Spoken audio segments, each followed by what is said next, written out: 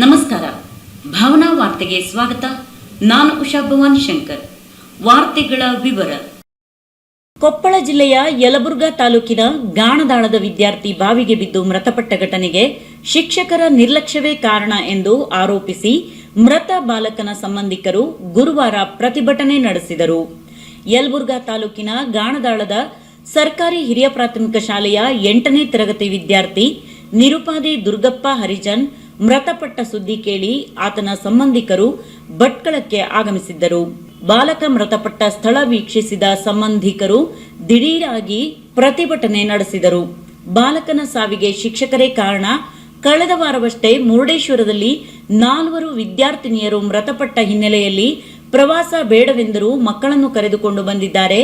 ಪ್ರತಿ 7 ಮಕ್ಕಳಿಗೆ ಒಬ್ಬ ಶಿಕ್ಷಕರಿರುತ್ತಾರೆ ಎಂದು ನಮ್ಮನ್ನು ಮನವೊಲಿಸಿದ್ದಾರೆ.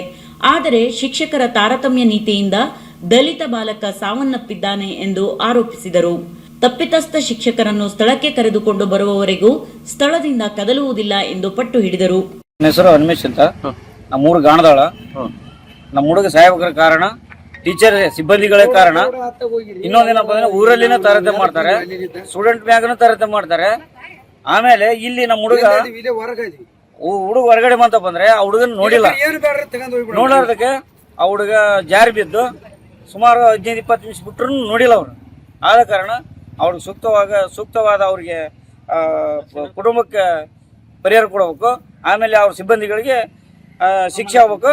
ಅವ್ರ ಜವಾಬ್ದಾರಿ ಅಮಾನತು ಮಾಡಬೇಕು. ಇಷ್ಟು ನನ್ನ ಅನಿಸಿಕೆ. ಸುದ್ದಿ ತಿಳಿದು ತಹಶೀಲ್ದಾರ್ ನಾಗೇಂದ್ರ ಶೆಟ್ಟಿ, ಶಹರ ಠಾಣೆ ಪಿಐ ಗೋಪಿಕೃಷ್ಣ ಸ್ಥಳಕ್ಕೆ ಆಗಮಿಸಿದ್ದರು. ಶಿಕ್ಷಕರ ವಿರುದ್ಧ ದೂರು ಕೊಡಿ, ಪ್ರತಿಭಟನೆ ಬೇಡ ಎಂದು ಪೊಲೀಸರು ಮನವೊಲಿಸಲು ಪ್ರಯತ್ನಿಸಿದರು. ಸಂಬಂಧಿಕರು ಪಟ್ಟು ಸಡಿಲಿಸಲಿಲ್ಲ. ಕೊನೆಗೆ ಅವರನ್ನು ಅಲ್ಲಿಂದ ಮೃತದೇಹ ಇರುವ ಸರ್ಕಾರಿ ಆಸ್ಪತ್ರೆಗೆ ಕರೆದೊಯ್ಯುವಲ್ಲಿ ಯಶಸ್ವಿಯಾದರು. ಅಲ್ಲಿಯೂ ಪ್ರತಿಭಟನೆ ಮುಂದುವರೆಸಿದ ಸಂಬಂಧಿಕರು ಶಿಕ್ಷಕರನ್ನು ತಕ್ಷಣ ಅಮಾನತುಗೊಳಿಸಬೇಕು ಎಂದು ಆಗ್ರಹಿಸಿದರು. ಕೊನೆಗೂ ಆಕ್ರೋಶಿತರನ್ನು ಮನವೊಲಿಸಲು ಪೊಲೀಸರು ಯಶಸ್ವಿಯಾಗಿ ಕುಟುಂಬಸ್ಥರಿಂದ ದೂರನ್ನು ಸ್ವೀಕರಿಸಿದರು. ಈವ್ನಿಂಗ್ ರೆವೆನ್ಯೂ ಡಿಪಾರ್ಟ್ಮೆಂಟ್ ತಹಶೀಲ್ದಾರ್ಸ್ ಮತ್ತು ಪೊಲೀಸ್ ಅವರಿಂದ ಇನ್ಫಾರ್ಮೇಶನ್ ನಮಗೆ ಬಂದಿದೆ. ಈ ಥರ ಟೂರಿಸ್ಟ್ ಮಕ್ಕಳು ಕೊಪ್ಪಲಿಂದ ಸುಮಾರು 100 ಮಕ್ಕಳು ಬಂದಿದ್ದಾರೆ. ಮಧ್ಯದಲ್ಲಿ ದಾರಿನಲ್ಲಿ ಏನೋ ಟ್ಯಾಬ್ಲೆಟ್ಸ್ ತಗೋಬೇಕಂತ ನಿಲ್ಲಿಸಿದ್ದಾರೆ. ಸೊ ಆವಾಗ ಯೂರಿನ್ ಪಾಸ್ ಮಾಡಬೇಕಂತ ಒಬ್ಬರು ಮಗು ಹೋಗಿ ವಿತೌಟ್ ನೋಟಿಸಿಂಗ್ ಬಾವಿನಲ್ಲಿ ಬಿದ್ದಿದ್ದಾರೆ ಅಂತ ಗಮನಕ್ಕೆ ಬಂದಿದೆ. ನಾವು ಡೀಟೇಲ್ ಆಗಿ ಚೆಕ್ ಮಾಡಿದ್ದೀವಿ. ಆ ಪ್ರೈವೇಟ್ ಜಾಗದಲ್ಲಿ ಬಾವಿ ಇದೆ. ಸೊ ನಮ್ಮ ಸೈಡಿಂದ ಡೈರೆಕ್ಷನ್ಸ್ ಕೊಡ್ತೀವಿ. ಈಗ ನಾವು ಜನರಲಿ ಗವರ್ಮೆಂಟ್ ವೆಲ್ಸ್ ಆ್ಯಂಡ್ ಬೋರ್ವೆಲ್ಸ್ಗೆ ವಿ ಆರ್ ಸರ್ಟಿಫೈಯಿಂಗ್ ಸಿ ಅವರು ನಾವು ಕೂಡ ಎಲ್ಲ ಮುಚ್ಚಿದ್ದಾರೆ ಅಂತ ವೆರಿಫೈ ಮಾಡಿ ಸರ್ಟಿಫೈ ಮಾಡ್ತಾ ಇದ್ವಿ. ಈ ಥರ ಪ್ರೈವೇಟಲ್ಲಿ ಇರುವಾಗ ನಾವು ಸ್ವಲ್ಪ ಪಬ್ಲಿಕ್ಗೆ ಕನ್ವಿನ್ಸ್ ಮಾಡಿ ನಾವು ಹೇಳಬೇಕಾಗುತ್ತೆ. ಈ ಇನ್ಸಿಡೆನ್ಸ್ ಇಟ್ಕೊಂಡು ವಿ ವಿಲ್ ರೈಟ್ ಟು ಸಾರ್ವಜನಿಕರಿಗೆ ಒಂದು ರಿಕ್ವೆಸ್ಟ್ ಕೂಡ ಮಾಡ್ತಾ ಇದ್ವಿ. ಈ ಥರ ಇದ್ದರೆ ಅಲಾಂಗ್ ದ ರೋಡ್ ಸೈಡ್ ಇದ್ರೆ ಸ್ವಲ್ಪ ಕೇರ್ಫುಲ್ ಆಗಿ ಸಾರ್ವಜನಿಕರು ಕೂಡ ರೆಸ್ಪಾನ್ಸಿಬಿಲಿಟಿ ತಗೊಂಡು ಅದನ್ನು ಕ್ಲೋಸ್ ಮಾಡೋ ವ್ಯವಸ್ಥೆಯನ್ನು ಮಾಡಬೇಕು ಅಂತ ರಿಕ್ವೆಸ್ಟ್ ಮಾಡ್ತಾರೆ. ಇದಕ್ಕೂ ಪೂರ್ವದಲ್ಲಿ ಮೃತ ಬಾಲಕನ ಸಂಬಂಧಿಕರು ಉಳಿದ ಸಹಪಾಠಿಗಳು ತಂಗಿರುವ ಕಿತ್ತೂರು ರಾಣಿ ಚೆನ್ನಮ್ಮ ವಸತಿ ಶಾಲೆಗೆ ಭೇಟಿ ನೀಡಿದರು. ತಹಶೀಲ್ದಾರ್ ನಾಗೇಂದ್ರ ಕೋಳ್ಶೆಟ್ಟಿ, ಡಿವೈಎಸ್ಪಿ ಮಹೇಶ್ ಕೆ ಸಮ್ಮುಖದಲ್ಲಿ ಕುಟುಂಬಸ್ಥರು ವಿದ್ಯಾರ್ಥಿಗಳಿಂದ ಘಟನೆಯ ಬಗ್ಗೆ ಮಾಹಿತಿ ಪಡೆದರು. ಪ್ರವಾಸಕ್ಕೆ ಬಂದಿದ್ದ ಶಾಲಾ ವಿದ್ಯಾರ್ಥಿಗಳು ಸದ್ಯ ಭಟ್ಕಳದಲ್ಲಿಯೇ ಇದ್ದರು. ನಿನ್ನೆ ರಾತ್ರಿ ಪ್ರವಾಸಿ ಬಂಗಲೆಯಿಂದ ಅವರನ್ನು ಕಿತ್ತೂರು ರಾಣಿ ಚೆನ್ನಮ್ಮ ವಸತಿ ಶಾಲೆಗೆ ಸ್ಥಳಾಂತರಿಸಲಾಗಿತ್ತು. ಒಂದು 100 ಹುಡ್ರಿಗೆ 7 ಹುಡ್ರಿಗೆ ಒಬ್ಬ ಶಿಕ್ಷಕರು ಅದಾರ. ನೀನು ಅದು ತಿಳ್ಕೊಬೇಡ್ರಿ ಅನ್ಮೇಶರ್ ಅಂತ ಹೇಳಿ ಮೋಸ ಮಾಡಿ ಕರ್ಕೊಂಡ್ ಬಂದಾರ. ನಮ್ಮ ಹುಡುಗರಿಗೆ ಫುಲ್ ಮೋಸ ಮಾಡ್ಯಾರ ಅವ್ರು. ದಲಿತರ ಮಕ್ಕಳಂದ್ರೆ ಅಷ್ಟೇ ಇದಾನ. ಅಲ್ಲಿ ಶಾಲೆಗಳು ಮಾಡ್ತಾರ. ಅಲ್ಲಿ ಮುಟ್ಬೇಡ, ಇಲ್ಲಿ ಮುಟ್ಬೇಡ, ಇಂಥ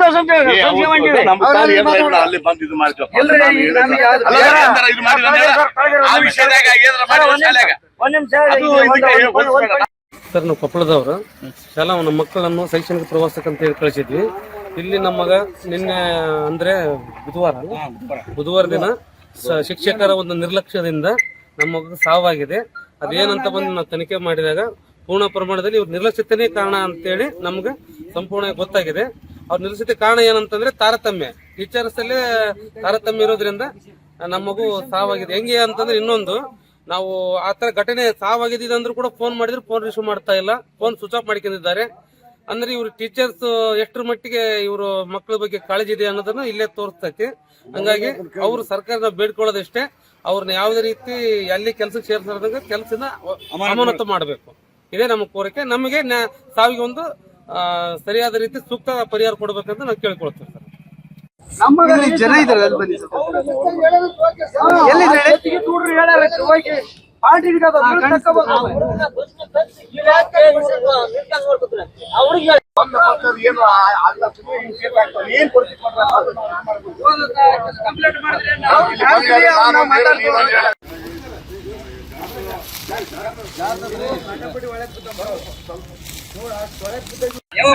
ಹೌದಿರ್ತಾರ. ಈಗ ಒಬ್ಬ ಬಾಲ ಮಗ ಎಂತ ದೊಡ್ಡ ಹೋದನಂದ್ರೆ ಇಲ್ಲಿವರೆಗೆ ಬರ್ತಾನ ಅವ್ನು.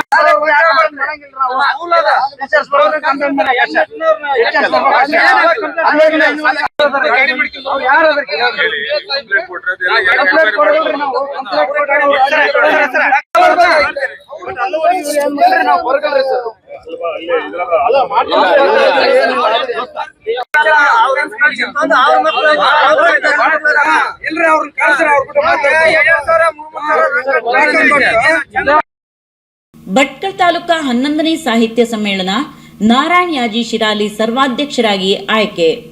ಡಿಸೆಂಬರ್ 31ರಂದು ಭಟ್ಕಳ ಅಳವೆಕೋಡಿಯಲ್ಲಿ ನಡೆಯಲಿರುವ ಭಟ್ಕಳ ತಾಲೂಕಾ 11ನೇ ಸಾಹಿತ್ಯ ಸಮ್ಮೇಳನದ ಸರ್ವಾಧ್ಯಕ್ಷರಾಗಿ ಸಾಹಿತಿ ನಾರಾಯಣ್ ಯಾಜಿ ಶಿರಾಲಿ ಆಯ್ಕೆಯಾಗಿದ್ದಾರೆ.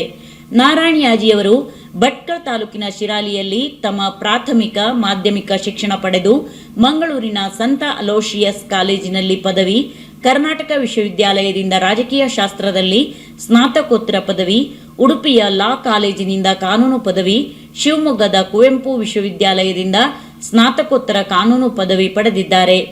ಶಿರಾಲಿಯ ಗೊಂಡರು ಎಂಬ ಜನಾಂಗೀಯ ಅಧ್ಯಯನ ಕೃತಿ, ಸಹಕಾರ ಕವನ ಸಂಕಲನ, ಶತಕದ ಸಂಭ್ರಮದಲ್ಲಿ ಭಾರತದ ಸಹಕಾರ ಕ್ಷೇತ್ರ ಮತ್ತು ನಾನೇಕೆ ಬರೆಯುತ್ತೇನೆ, ನಿವೃತ್ತಿಯ ನಂತರ ಎಂಬ ಸಂಪಾದಿತ ಕೃತಿಗಳನ್ನು ರಚಿಸಿದ್ದಾರೆ. ಇವರ ಚಿಂತನಗಳು ಭದ್ರಾವತಿ ಮತ್ತು ಕಾರವಾರ ಆಕಾಶವಾಣಿಯಿಂದ ಬಿತ್ತರಗೊಂಡಿವೆ. ಇವರ ಸಣ್ಣ ಕತೆ, ಲೇಖನಗಳು, ಕವನಗಳು ನವಭಾರತ, ಉದಯವಾಣಿ, ಸಂಯುಕ್ತ ಕರ್ನಾಟಕ, ಪ್ರಜಾವಾಣಿ, ಸುಧಾ, ಕರ್ಮವೀರ ಮುಂತಾದ ಪತ್ರಿಕೆಗಳಲ್ಲಿ ಪ್ರಕಟವಾಗಿವೆ. ಜೆಎಸ್ಎಸ್ ಶ್ರೀ ಮಂಜುನಾಥೇಶ್ವರ ಸ್ನಾತಕ ಮತ್ತು ಸ್ನಾತಕೋತ್ತರ ಅಧ್ಯಯನ ಸಂಸ್ಥೆ ವಿದ್ಯಾಗಿರಿ, ಧಾರವಾಡ ಆರ್.ಎನ್. ಶೆಟ್ಟಿ ಕ್ರೀಡಾಂಗಣದಲ್ಲಿ ನಡೆದ ಕರ್ನಾಟಕ ವಿಶ್ವವಿದ್ಯಾಲಯ ಧಾರವಾಡ 71ನೇ ಅಂತರ್ಮಹಾವಿದ್ಯಾಲಯಗಳ ಅಥ್ಲೆಟಿಕ್ ಕ್ರೀಡಾಕೂಟದಲ್ಲಿ ಮಂಕಿ ಸರ್ಕಾರಿ ಪ್ರಥಮ ದರ್ಜೆ ಕಾಲೇಜಿನ ವಿದ್ಯಾರ್ಥಿಗಳು ಸಾಧನೆ ಮಾಡಿದ್ದಾರೆ. ಸುಜನಾ ಅರುಣ್ ನಾಯ್ಕ್ 20 ಕಿಲೋಮೀಟರ್ ನಡಿಗೆಯಲ್ಲಿ ಪ್ರಥಮ ಸ್ಥಾನ, 400 ಮೀಟರ್ ಹರ್ಡಲ್ಸ್ನಲ್ಲಿ ದ್ವಿತೀಯ ಸ್ಥಾನ, ಶ್ರೇಯಾ ಶ್ರೀಧರ್ ನಾಯ್ಕ್ 3000 ಮೀಟರ್ ಸ್ಟೀಪಲ್ ಚೇಸ್ನಲ್ಲಿ ದ್ವಿತೀಯ, ಹ್ಯಾಮರ್ ಥ್ರೋನಲ್ಲಿ ತೃತೀಯ, ಜೀವಿತಾ ವೆಂಕಟರಮಣ್ ಮೊಗೇರ್ ಟ್ರಿಪಲ್ ಜಂಪ್ನಲ್ಲಿ ದ್ವಿತೀಯ, 800 ಮೀಟರ್ ಓಟದಲ್ಲಿ ದ್ವಿತೀಯ, ಅನುಷಾ ರಾಮ್ ನಾಯ್ಕ್ 1500 ಮೀಟರ್ ಓಟದಲ್ಲಿ ತೃತೀಯ, 800 ಮೀಟರ್ ಓಟದಲ್ಲಿ ತೃತೀಯ, ಸ್ವಾತಿ ವೆಂಕಟೇಶ್ ಶೆಟ್ಟಿ ಪೋಲ್ ವಾಲ್ಟ್ನಲ್ಲಿ ದ್ವಿತೀಯ, ಮಹಿಳೆಯರ ವಿಭಾಗದ 4x100 ಮೀಟರ್ ರಿಲೆಯಲ್ಲಿ ದ್ವಿತೀಯ ಸ್ಥಾನ, ಮಹಿಳೆಯರ ವಿಭಾಗದ 4x400 ಮೀಟರ್ ರಿಲೆಯಲ್ಲಿ ತೃತೀಯ ಸ್ಥಾನವನ್ನು ಪಡೆದುಕೊಂಡಿರುತ್ತಾರೆ. ಮಹಿಳೆಯರ ವಿಭಾಗದ ಸಮಗ್ರ ವೀರಾಗ್ರಣಿಯಲ್ಲಿ ರನ್ನರ್ ಅಪ್ ಆಗಿ ಹೊರಹೊಮ್ಮಿದ್ದಾರೆ. ವಿದ್ಯಾರ್ಥಿಗಳ ಸಾಧನೆಗೆ ಕಾಲೇಜಿನ ದೈಹಿಕ ನಿರ್ದೇಶಕರಾದ ಸುನಿಲ್ ಅಂಕೋಲೇಕರ್, ಪ್ರಾಂಶುಪಾಲರಾದ ಡಾಕ್ಟರ್ ಅಬ್ದುಲ್ ಮಜೀದ್ ಹಾಗೂ ಎಲ್ಲ ಬೋಧಕ ಬೋಧಕೇತರ ಸಿಬ್ಬಂದಿಗಳು ಅಭಿನಂದನೆಗಳನ್ನು ಸಲ್ಲಿಸಿದ್ದಾರೆ. ಭಾವನಾ ಟಿವಿಗಾಗಿ ವಿಶ್ವನಾಥ್ ಸಾಲ್ಕೋಡ್, ಹೊನ್ನಾವರ. ಈಗ ಒಂದು ಚಿಕ್ಕ ವಿರಾಮ. ವಿರಾಮದ ನಂತರ ಭಾವನಾ ವಾರ್ತೆ ಮುಂದುವರಿಯುತ್ತದೆ. ಭಟ್ಕಳ ತಾಲೂಕಿನ ಶಿರಾಲಿ ಸಾರದಹೊಳೆಯ ಶ್ರೀ ಹಳೆಕೋಟೆ ಹನುಮಂತ ದೇವಸ್ಥಾನದಲ್ಲಿ 3ನೇ ವರ್ಷದ ಧನುರ್ಮಾಸ ಕಾರ್ಯಕ್ರಮ ಡಿಸೆಂಬರ್ 16ರಿಂದ ಪ್ರಾರಂಭವಾಗಿ ಜನವರಿ 14ರಂದು ಮುಕ್ತಾಯಗೊಳ್ಳಲಿದೆ. ಪ್ರತಿದಿನ ಬೆಳಿಗ್ಗೆ 3:30ರಿಂದ ಭಜನಾ ಕಾರ್ಯಕ್ರಮ ಪ್ರಾರಂಭವಾಗಿ 4 ಗಂಟೆಯಿಂದ ಅಭಿಷೇಕ ನಡೆಯಲಿದೆ. 5:15ಕ್ಕೆ ಮಹಾಮಂಗಳಾರತಿ ನಡೆದು 5:30ಕ್ಕೆ ಧನುರ್ಮಾಸ ಪೂಜಾ ಕಾರ್ಯಕ್ರಮ ಮುಗಿಯಲಿದೆ. ಭಕ್ತಾದಿಗಳು ಹೆಚ್ಚಿನ ಸಂಖ್ಯೆಯಲ್ಲಿ ಧನುರ್ಮಾಸ ಪೂಜಾ ಕಾರ್ಯಕ್ರಮದಲ್ಲಿ ಭಾಗವಹಿಸಿ ದೇವರ ಕೃಪೆಗೆ ಪಾತ್ರರಾಗಬೇಕಾಗಿ ವಿನಂತಿ. ಸರ್ವರಿಗೂ ಆದರದ ಸ್ವಾಗತ ಕೋರುವವರು ಮೊಕ್ತೇಸರರು, ಅಧ್ಯಕ್ಷರು ಹಾಗೂ ಸರ್ವ ಸದಸ್ಯರು. ಸಾರದಹೊಳೆ ಶ್ರೀ ಹಳೆಕೋಟೆ ಹನುಮಂತ ದೇವಸ್ಥಾನ, ಶಿರಾಲಿ, ತಾಲೂಕ್ ಭಟ್ಕಳ. ಆಂಜನೇಯನೇ ಆಂಜನೇಯನೇ.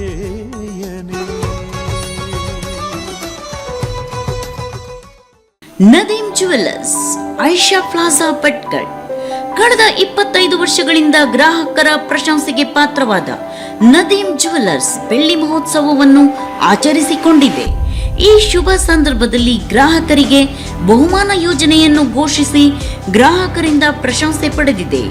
ನಮ್ಮಲ್ಲಿ 916 ಹಾಲ್ಮಾರ್ಕ್ ಚಿನ್ನದ ಆಭರಣಗಳು ವಿವಿಧ ರೀತಿಯ ಹೊಸ ಡಿಸೈನ್ನಲ್ಲಿ ದೊರೆಯುತ್ತದೆ. ಬನ್ನಿ, ನಿಮಗಿಷ್ಟವಾದ ಆಭರಣ ಖರೀದಿಸಿ, ಧರಿಸಿ, ಸಂಭ್ರಮಿಸಿ.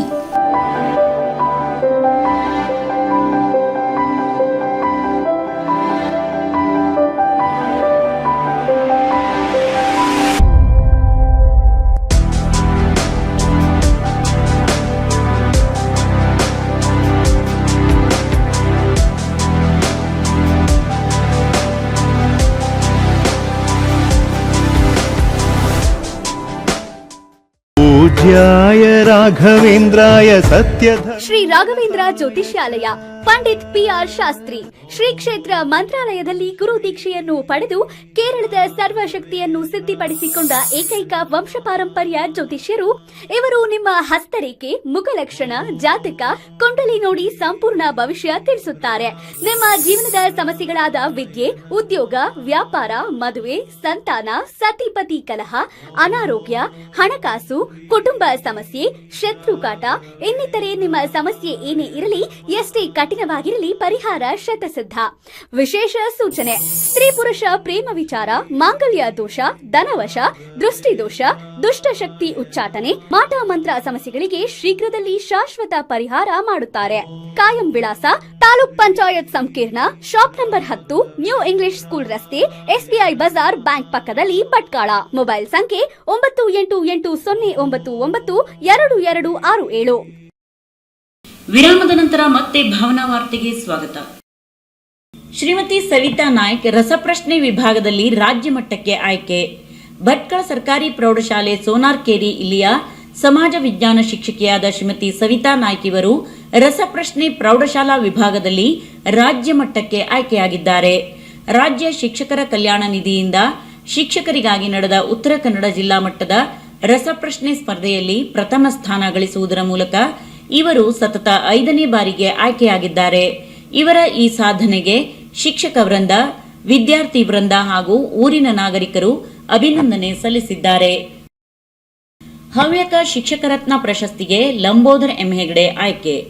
ಶ್ರೀ ಅಖಿಲ ಹವ್ಯಕ ಮಹಾಸಭೆಯು ತನ್ನ 81 ಸಂವತ್ಸರಗಳನ್ನು ಪೂರೈಸಿ ಸಹಸ್ರ ಚಂದ್ರ ದರ್ಶನದ ಸಂಭ್ರಮೋತ್ಸವದ ಹೊಸ್ತಿಲಲ್ಲಿ ಕೊಡಮಾಡುವ ಹವ್ಯಕ ಶಿಕ್ಷಕ ರತ್ನ ಗೌರವ ಪ್ರಶಸ್ತಿಗೆ ಹೊನ್ನಾವರ್ ಕರ್ಕಿಯ ಚೆನ್ನಕೇಶವ ಪ್ರೌಢಶಾಲೆಯ ಮುಖ್ಯಾಧ್ಯಾಪಕರಾದ ಲಂಬೋದರ್ ಎಂ ಹೆಗಡೆಯವರು ಭಾಜನರಾಗಿದ್ದಾರೆ.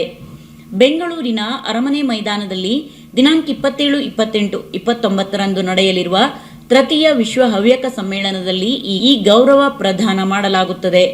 ಅಖಿಲ ಹವ್ಯಕ ಮಹಾಸಭಾ ಸಂಘಟನೆಗೆ 81 ವರ್ಷ ತುಂಬಿರುವ ಈ ಮಹಾಪರ್ವದಲ್ಲಿ 81 ಸಾಧಕ ಶಿಕ್ಷಕರನ್ನು ಗೌರವಿಸಲಾಗುತ್ತಿದೆ. ಶ್ರೀ LM ಹೆಗಡೆ 34 ವರ್ಷಗಳಿಂದ ಶಿಕ್ಷಕರಾಗಿ, ಮುಖ್ಯಾಧ್ಯಾಪಕರಾಗಿ ಕಾರ್ಯನಿರ್ವಹಿಸುತ್ತಾ ಸಮಾಜಮುಖಿಯಾಗಿ ಹಲವು ಸಂಘ ಸಂಸ್ಥೆಗಳಲ್ಲಿ ತೊಡಗಿಸಿಕೊಂಡಿರುತ್ತಾರೆ. ರೋಟರಿ ಅಂತಾರಾಷ್ಟ್ರೀಯ ಸಂಸ್ಥೆ ಗುರುತಿಸಿ ಕೊಡಮಾಡುವ ನೇಷನ್ ಬಿಲ್ಡರ್ ಪ್ರಶಸ್ತಿ ಹಾಗೂ ಶಿಕ್ಷಣ ಇಲಾಖೆ ನೀಡುವ ಜಿಲ್ಲಾ ಮಟ್ಟದ ಉತ್ತಮ ಶಿಕ್ಷಕ ಪ್ರಶಸ್ತಿಗಳಿಗೆ ಭಾಜನರಾಗಿ ಪುರಸ್ಕೃತಗೊಂಡಿದ್ದಾರೆ.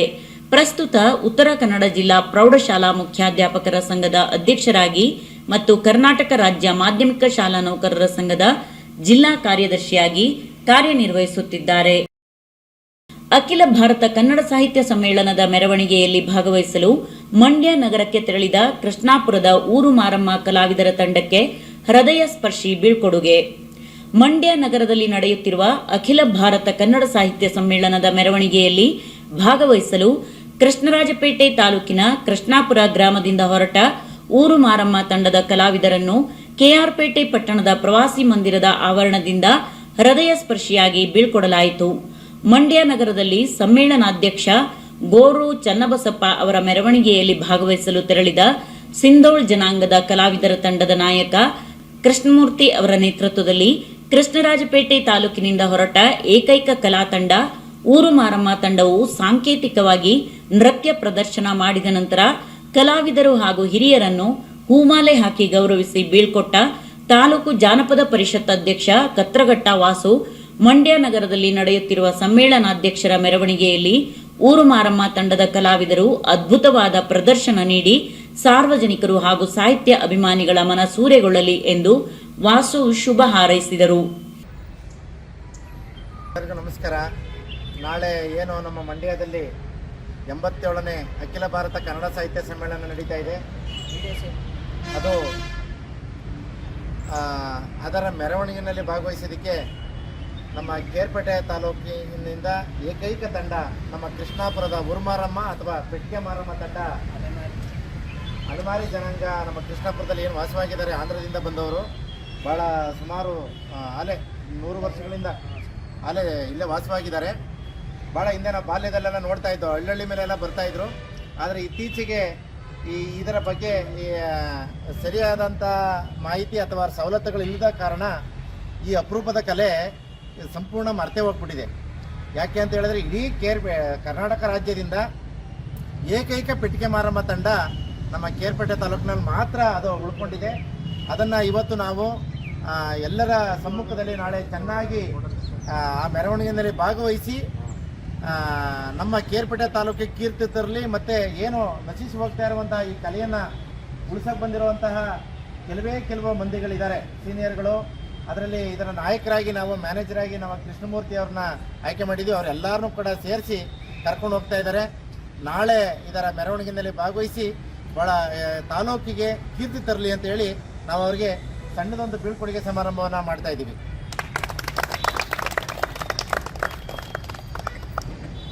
ತಾಲೂಕು ಕನ್ನಡ ಸಾಹಿತ್ಯ ಪರಿಷತ್ ಮಾಜಿ ಅಧ್ಯಕ್ಷ ಹರಿಚರಣ್ ತಿಲಕ್ ಮಾತನಾಡಿ, ನೇಪಥ್ಯಕ್ಕೆ ಸರಿದು ಕಣ್ಮರೆಯಾಗುತ್ತಿರುವ ಊರು ಮಾರಮ್ಮ ಕಲೆಯು ಕೃಷ್ಣಾಪುರ ಗ್ರಾಮದಲ್ಲಿ ಇಂದಿಗೂ ಉಳಿದಿದ್ದು ಜೀವಂತವಾಗಿದೆ.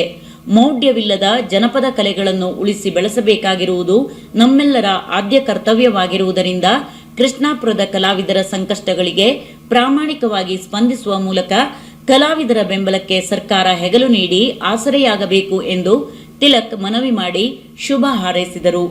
ಕೆಲಸಗಳು ಈ ದೇಶದಲ್ಲಿ ಆದಾಗ ಮಾತ್ರ ಈ ಕಲಾವಿದರು ಉಳಿಲಿಕ್ಕೆ ಸಾಧ್ಯ, ಈ ಕಲೆ ಉಳಿಲಿಕ್ಕೆ ಸಾಧ್ಯ. ಅಲ್ಲದೆ ಇದ್ರೆ ಇದು ಕೊನೆ ತಲೆಮಾರು ಈ ಕಲೆ. ನನ್ನ ಪ್ರಕಾರ ಈ ತಲೆಮಾರು ನಶಿ ಹೋದರೆ ಮುಂದಿನ ಪೀಳಿಗೆಗೆ ಇದು ಸಿಕ್ಕೋದಿಲ್ಲ. ಈಗಾಗಲೇ ನಮ್ಮಲ್ಲಿ 3 ರೂಪಾಯಿ ಸತ್ತೋಗಿರತಕ್ಕಂಥ ಕಲೆಯನ್ನು ಜೀವಂತಗೊಳಿಸತಕ್ಕಂಥ ಪ್ರಯತ್ನನ ಒಂದಷ್ಟು ಬೆರಳಿಕೆಯಷ್ಟು ಆಸಕ್ತರು ಇವತ್ತು ಪ್ರಾರಂಭ ಮಾಡಿದ್ದಾರೆ. ಅದೇ ರೀತಿ ಬೇಕಾದಷ್ಟು ಕಲೆಗಳು ಈಗಾಗಲೇ ನಶಿಸಿ ಹೋಗಿದ್ದಾವೆ. ಹಾಗಾಗಿ ಈ ಊರುಮಾರಿ ಕಲೆ ಅನ್ನತಕ್ಕಂಥದ್ದನ್ನು ಕೂಡ ನಾವು ಪುನರುಜ್ಜೀವನಗೊಳಿಸತಕ್ಕಂಥ ಪ್ರಯತ್ನ ಮಾಡಬೇಕು. ನಮ್ಮ ತಾಲೂಕಿನಲ್ಲಿ ಕೃಷ್ಣಾಪುರದಲ್ಲಿ ಈ ಕಲೆ ಉಳ್ಕೊಂಡಿರೋದು ನಾನು ಕಂಡಂಗೆ. ಹಾಗಾಗಿ ಕೃಷ್ಣಾಪುರದಲ್ಲಿ ಇದು ಜೀವಂತವಾಗಿದೆ. ಈ ಕಲಾವಿದರನ್ನ ಪ್ರೋತ್ಸಾಹಿಸತಕ್ಕಂಥ ಕೆಲಸ ಆಗಬೇಕು. ಇವತ್ತು ಅಖಿಲ ಭಾರತ ಕನ್ನಡ ಸಾಹಿತ್ಯ ಸಮ್ಮೇಳನದಲ್ಲಿ ಮೆರವಣಿಗೆಯಲ್ಲಿ ಈ ನಮ್ಮ ತಾಲೂಕಿನ ಪ್ರತಿನಿಧಿಯಾಗಿ ಕಲಾವಿದರು ಭಾಗವಹಿಸ್ತಾ ಇರತಕ್ಕಂಥದ್ದು ನಮ್ಮ ತಾಲೂಕಿನ ಹೆಮ್ಮೆ ಅಂತ ನಾನಾದರೂ ಅಂದ್ಕೊಂಡಿದ್ದೀನಿ. ಇಡೀ ತಾಲೂಕನ್ನು ಪ್ರತಿನಿಧಿಸ್ತಾ ಇದ್ದಾರೆ ಸಮ್ಮೇಳನದಲ್ಲಿ. ಹಾಗಾಗಿ ಈ ಕಲಾವಿದರಿಗೆ ಸಮ್ಮೇಳನದಲ್ಲೂ ಕೂಡ ಸರ್ಕಾರ ಇದನ್ನು ಗಮನಿಸಬೇಕು, ಇವರಿಗೆ ಸೂಕ್ತ ಪ್ರೋತ್ಸಾಹವನ್ನು ಕೊಡಬೇಕು.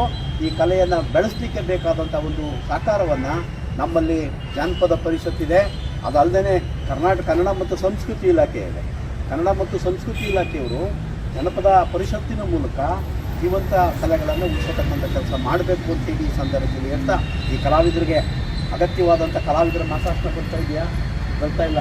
ಶೀಳನೆರೆ ಶಿವಕುಮಾರ್, ಕಟ್ಟೆ ಮಹೇಶ್, ನಂಜುಂಡಯ್ಯ, ಕೆಆರ್ ನೀಲ್ಕಂಠ್, ಮಧುಸೂದನ್, ಗಂಗಾಧರ್ ಸೇರಿದಂತೆ ಹಲವು ಸಾಹಿತ್ಯ ಅಭಿಮಾನಿಗಳು ಊರು ಮಾರಮ್ಮ ಕಲಾವಿದರನ್ನು ಹೃದಯ ಸ್ಪರ್ಶಿಯಾಗಿ ಬೀಳ್ಕೊಟ್ಟರು. ಭಾವನಾ ಟಿವಿಗಾಗಿ ಡಾಕ್ಟರ್ ಕೆಆರ್ ನೀಲ್ಕಂಠ್, ಕೃಷ್ಣರಾಜಪೇಟೆ, ಮಂಡ್ಯ.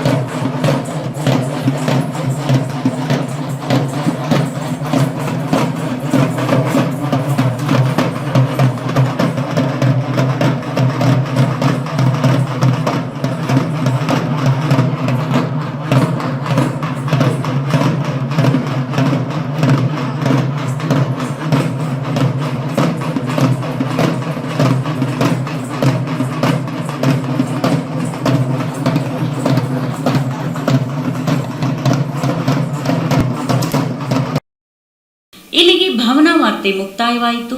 ಮತ್ತೆ ಭಾವನಾ ವಾರ್ತೆಯೊಂದಿಗೆ ಭೇಟಿಯಾಗೋಣ. ಅಲ್ಲಿಯವರೆಗೂ ನಮಸ್ಕಾರ. ನಿರಂತರ ರಂಜನೆ, ನಿಮ್ಮೂರಿನ ಸುದ್ದಿ ಮನೆ. ನೋಡ್ತಾ ಇರಿ ಭಾವನಾ ಟಿವಿ, ಇದು ನಿಮ್ಮ ವಾಹಿನಿ.